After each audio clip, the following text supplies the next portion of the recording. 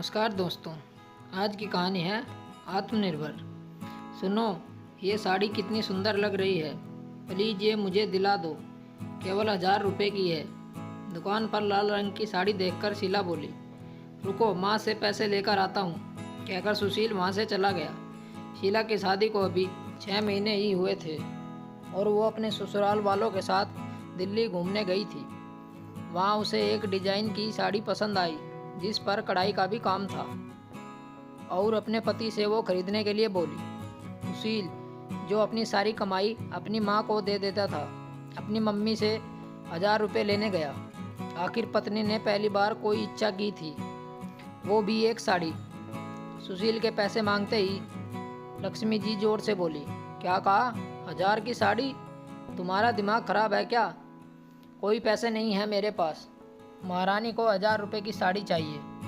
अगर उसे 1000 की साड़ी दिलवाऊंगी तो तेरी बहन को क्या दिलवाऊंगी? समझा कर बेटा, कितना खर्च हो रहा है, कह दे फिर कभी दिला दूंगा। माँ की बात सुनकर सुशील की आगे कुछ बोलने की हिम्मत नहीं हुई। वो शीला के पास गया और बोला, शीला, मैं तुम्हारे लिए ऐसी साड़ी बाद में ला दूंगा। सुशील की बात सुन शीला को बहुत दुख हुआ। सुशील, मैंने एक सूती साड़ी मांगी थी, कोई बनारसी साड़ी नहीं, जिसे मना कर दिया। ये अच्छी बात नहीं। सुशील का सिर शर्म से झुका था। शीला ने सुशील से फ़ोन लेकर अपनी भाभी को फ़ोन किया और दुकानदार को 1000 रुपये पेटीएम कराकर वो साड़ी खरीद ली। सुशील, आज पहली बार ऐसा हुआ कि मैं अपना पर्स और फ़ोन होटल में भूल गई, जिस पर मुझे आज बेइज्जत होना पड़ा। लेकिन एक बात अच्छी हुई कि मुझे आप लोगों के इरादे पता लग गए, शीला ने कहा और आगे निकल गई। लक्ष्मी जी ने उसके हाथ में साड़ी का थैला देखकर पूछा, ये कहाँ से लिया? मेरी इजाज़त के बिना इतनी महंगी साड़ी लेने की क्या ज़रूरत थी? तुम्हारे पास जो पैसे है वो मुझे दे दो। मम्मी जी, मेरे पास पैसे नहीं है, मैंने भाभी से ऑनलाइन पेमेंट कराई है। लक्ष्मी जी बड़बड़ाती रही। अगले दिन वो लोग वापस आ गए। एक हफ्ते बाद ही शीला ने सबके सामने एक लेटर रखा। बहू, ये क्या बदतमीजी है? मम्मी जी, ये बदतमीजी नहीं, लेटर है मेरी नौकरी का। मैंने एक कंपनी में आवेदन किया था, मेरी नौकरी लग गई है। कल से मुझे जाना है। तुमने किससे पूछकर नौकरी करने के लिए सोचा? हमारे घर की औरतें नौकरी नहीं करती। चुपचाप अंदर जाकर बैठो। मम्मी जी, औरत नौकरी नहीं करती, लेकिन अपने लिए एक चीज़ भी खरीदने के लिए उसे दूसरों का मुंह देखना पड़े वो सही है। तब इस घर की बेइज्जती नहीं होती। मम्मी जी, मैं इतनी पढ़ी लिखी हूँ, मैं अपना आत्मविश्वास नहीं गिरा सकती। मैं एक एक चीज़ के लिए तरस नहीं सकती, किसी के आगे बार बार हाथ पे नहीं फैला सकती।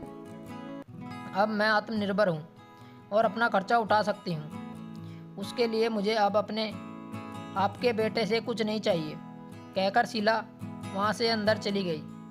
सपना जी देखती रह गई। उन्होंने सुशील की तरफ गुस्से वाली नज़रों से देखा तो बोला, माँ, आपने भी तो गलत किया। अब वो इस घर की बहू है तो उसकी जिम्मेदारी भी हमारी है। अगर उसे किसी चीज़ की ज़रूरत हो तो हमसे नहीं कहेगी तो किससे कहेगी? लेकिन आपको तो उसे गुलाम बनाकर रखना था। अब कर लो जो आपको करना हो। अब तो शीला रोज़ सुबह घर से निकल जाती, नाश्ता भी केवल अपना बनाती, आकर केवल अपनी रोटी सेकती। हाँ, रात को सबका खाना ज़रूर बना देती। लक्ष्मी जी किलसती रहती। वो कुछ बोलती तो भी शीला नहीं सुनती। जिस दिन शीला को पहली सैलरी मिली, सबसे पहले उसने जाकर अपने लिए शॉपिंग की। घर के लिए भी उपहार लिए, सासू माँ के लिए भी एक साड़ी ली। घर पहुँची, बहू, अपनी सैलरी मुझे दो, मैं घर को चलाती हूँ। मम्मी जी, अब आप अपनी इस जिम्मेदारी से मुक्त हो जाइए। सैलरी तो आपको बिल्कुल नहीं दूंगी।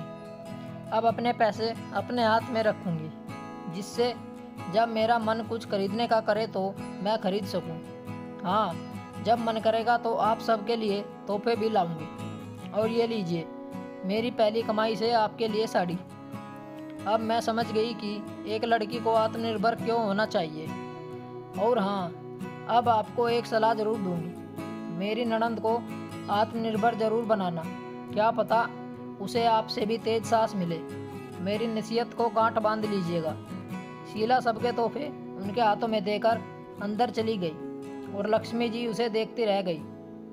दोस्तों, आपको ये कहानी कैसी लगी हमें कमेंट करके ज़रूर बताएं। वीडियो को लाइक, शेयर और चैनल को सब्सक्राइब जरूर करें। मिलते हैं आपसे एक और नई कहानी के साथ। तब तक बने रहिए हमारे चैनल के साथ।